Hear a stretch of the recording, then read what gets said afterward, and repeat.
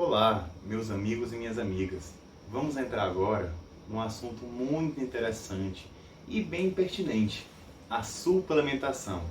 Um assunto que desperta interesse de muitas pessoas, mas que muita falsa informação acaba sendo ainda divulgada, principalmente nos dias de hoje, em que temos uma grande variedade de produtos, mas sabemos que nem todos são capazes de oferecer o que prometem.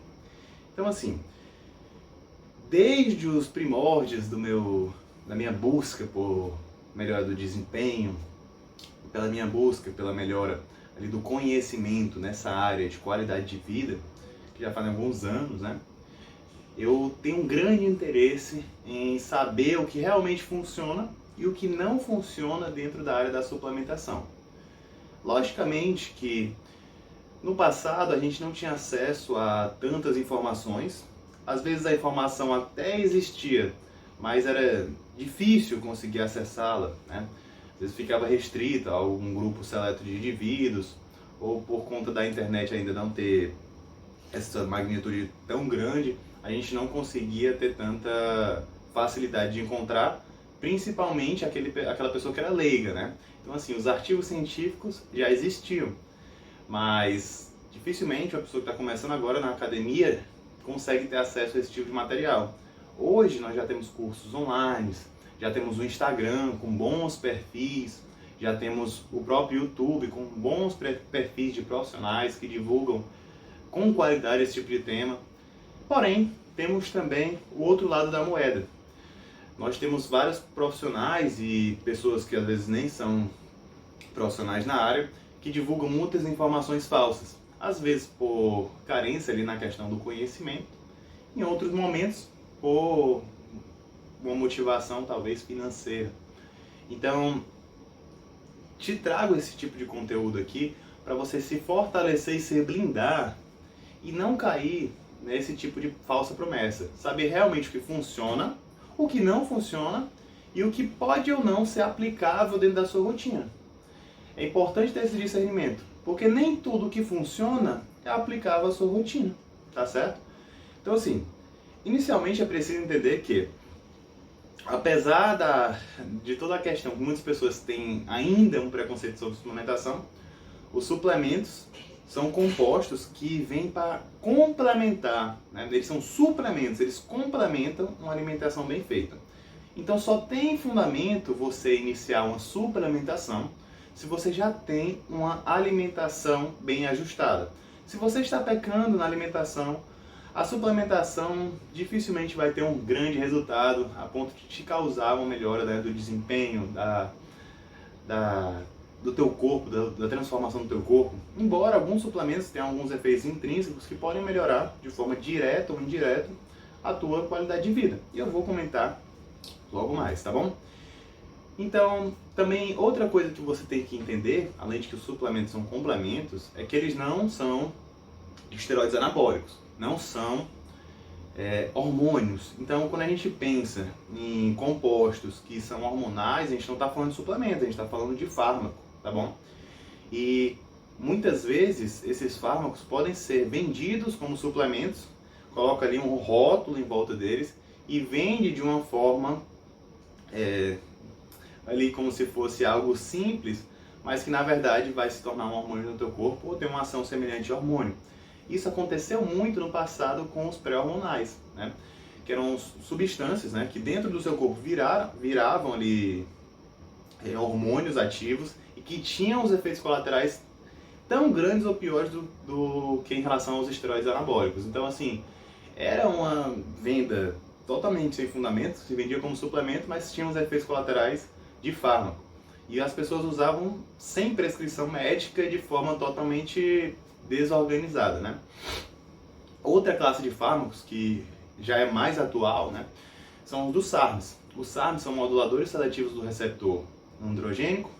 Então eles têm uma ação semelhante aos hormônios anabólicos, com um potencial teórico de causar menos efeitos adversos, mas eles não são suplementos. Além de que, atualmente, eles estão proibidos no Brasil e em relação aos efeitos dos esteroides anabólicos, eles têm um potencial menor de causar efeitos, digamos, benéficos de aumento de massa muscular e o potencial de causar efeitos adversos é basicamente o mesmo.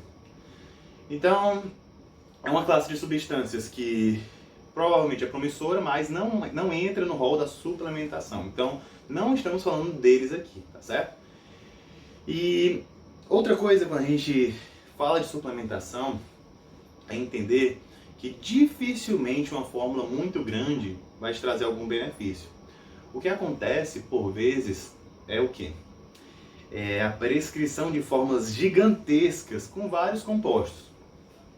Às vezes você vai olhar cada composto individualmente. E por vezes, aquele composto individual ali pode ter alguma evidência de melhora.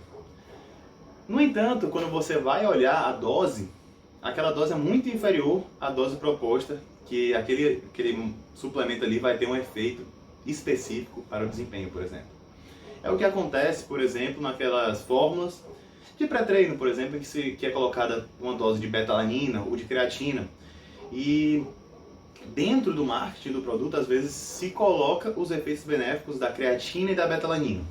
Só que quando você vai ver, a dose é muito menor do que a dose efetiva para causar a melhora de desempenho. Então é algo que é meio complicado, porque você vai achar que está consumindo aquele suplemento todo, vai comprar justamente porque está achando que está comprando 3 em 1, e não vai ter o benefício da suplementação que você acha que está consumindo. Então é importante saber que a suplementação deve ser individualizada e que existem sim combos de suplementos que podem funcionar quando bem prescrito, mas de forma geral, quando algo tem muita coisa, geralmente ele não tem nada, tá? Outra coisa que é importante que você saiba é que, assim, quando a gente pega um suplemento, ele pode agir em várias vias. Ele pode complementar, por exemplo, a sua alimentação, uma carência de algum nutriente, seja ele macronutriente, seja ele micronutriente, como é o caso das proteínas, como por exemplo, a proteína albumina, que é a proteína do ovo, a proteína do soro do leite, que é o whey, a proteína da soja até, que pode ser a proteína da soja isolada. Todos eles são fontes proteicas, a caseína, que é a proteína do leite também, todos eles são fontes proteicas que vão ser úteis para complementar as suas metas de proteínas no dia. Ou seja, se você já consegue bater as suas metas com a alimentação sólida, com proteínas sólidas, não tem fundamento colocar uma proteína a mais, porque você não vai ter um benefício adicional e vai gastar seu dinheiro desnecessariamente. Além disso, os suplementos podem vir como meio de gerar mais praticidade. Às vezes você, entre o seu treino e a sua próxima refeição sólida que você consegue fazer, pela correria, você acaba tendo um pouco intervalo de tempo. Não, assim, um elevado intervalo de tempo. Ou seja, às vezes você acaba de treinar, sei lá, você vai treinar na hora do almoço. Vamos dar esse exemplo. Treinou na hora do almoço, terminou o treino ali 1 hora da tarde. Só que você tem que voltar para o seu trabalho, 2 horas. Às vezes você não tem o tempo para parar em casa, comer e voltar para o seu trabalho porque você não vai ter tempo hábil. Então você às vezes faz uma refeição líquida ali com whey, banana, aveia, toma ali, vai para o seu trabalho e a próxima refeição, aí sim, vai ser mais ou menos 3 horas da tarde, por exemplo. Então se você ficasse esse tempo ao terminar seu treino, até 3 horas da tarde para comer, provavelmente você poderia se sentir mal, iria ser algo que seria não tão vantajoso para você. Fora que o whey também tem ou as outras proteínas, podem, dependendo do tipo, ter a vantagem de ter a questão do sabor agradável. Então às vezes você está com vontade de consumir algo mais gostoso e você consegue consumir muito bem com uma receita que você faz com whey ou até mesmo misturando whey com alguma coisa que você gosta, para dar um gostinho doce. É uma possibilidade também. Os suplementos também podem vir para melhorar alguns parâmetros de saúde, no sentido de que alguns nutrientes a gente não consegue consumir de forma 100% quando a gente pensa na nossa alimentação. Então, por exemplo, o indivíduo que não consome muito sardinha, não consome muito salmão, ele não consegue geralmente bater as metas de ômega 3 diário. E consumir ômega 3 está relacionado à melhora de diversos parâmetros da saúde, como por exemplo, redução da gordura do sangue, dentre outros. Então assim, consumir essa suplementação pode ser algo para complementar a tua alimentação, que dificilmente vai conseguir encaixar esses alimentos e vai te dar os benefícios de estar fazendo esse consumo da substância, tá bom? Outro suplemento muito utilizado é a vitamina D. Na verdade, os complexos vitamínicos, né? Eu vou detalhar posteriormente, mas quando a gente pensa em uma vitamina, a gente tem que olhar todo o contexto alimentar e o contexto de vida daquele indivíduo, né? Porque às vezes ele tem alguma nuance, algum contexto em que ele vai ter maior excreção daquela vitamina, liberação, e outros contextos ele vai ter, né, uma baixa absorção, ou ele vai ter um baixo consumo mesmo, né? Por exemplo, um indivíduo que usa metformina, usa omeprazol, por exemplo, ele vai ter uma baixa absorção da vitamina B12. E isso pode ocasionar o quê? Uma deficiência dessa vitamina B12. Agora, esse indivíduo pode também não consumir muitos alimentos de origem animal. Ele pode ter uma dieta que não consome esse tipo de alimento.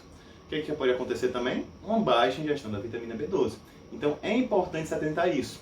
A vitamina D, por exemplo, indivíduos que não têm uma boa exposição ao sol, por exemplo, podem desenvolver uma deficiência dessa vitamina. Se somar essa pouca exposição a uma dieta que tem pouca quantidade de vitamina D. O que acontece? Pode ter níveis baixos de vitamina D e aí sim ele necessitar da suplementação, tá certo? Então é importante entender que esse tipo de manejo deve ser específico. Não são todos os indivíduos, por exemplo, que vão se beneficiar de uma suplementação de vitamina B12, do mesmo jeito que não são todos que vão se beneficiar da vitamina D. Da mesma forma que não vão ser todos que vão se beneficiar, por exemplo, da reposição de ferro, da reposição de zinco. Então, a reposição deve ser guiada pela necessidade, tá bom? Então, o suplemento entra muito bem nisso. Outro ponto que os suplementos podem ajudar é de forma a melhorar a tua qualidade de vida. Posso te dar um exemplo. Melatonina. O indivíduo que tem problema para dormir, ou ele dorme pouco tempo e ele quer otimizar a qualidade desse sono, ele pode ter a melatonina como uma alternativa para isso. E o que é que ele vai conseguir fazer? Vai conseguir dormir melhor e aproveitar o benefício do sono na recuperação muscular. E nesse sentido, ele vai ter uma melhora indireta da performance esportiva. Isso daí vai melhorar a questão da transformação corporal e do fato de que também vai se sentir bem melhor.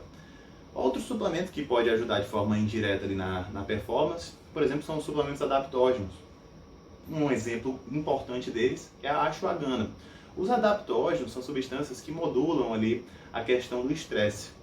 Então, o indivíduo que vai ter menos estresse vai ter uma possibilidade também de se sentir melhor durante o dia e posteriormente render mais no teu treinamento, render mais nas suas atividades diárias e conseguir dessa forma melhorar o corpo dele de forma mais efetiva, tá certo?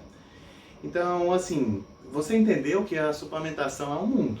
A suplementação é um mundo, do mesmo jeito que existem suplementos que funcionam, existem aqueles que não funcionam e aqueles que não funcionam nas doses inadequadas, como eu falei anteriormente. Então, assim, veja que não existe protocolo, certo? Não existe algo que é pronto, pré-pronto, que vai funcionar para você, vai funcionar para sua mãe, vai funcionar para o seu pai, vai funcionar para o seu amigo. Cada população específica tem uma demanda específica e uma necessidade específica, tá certo?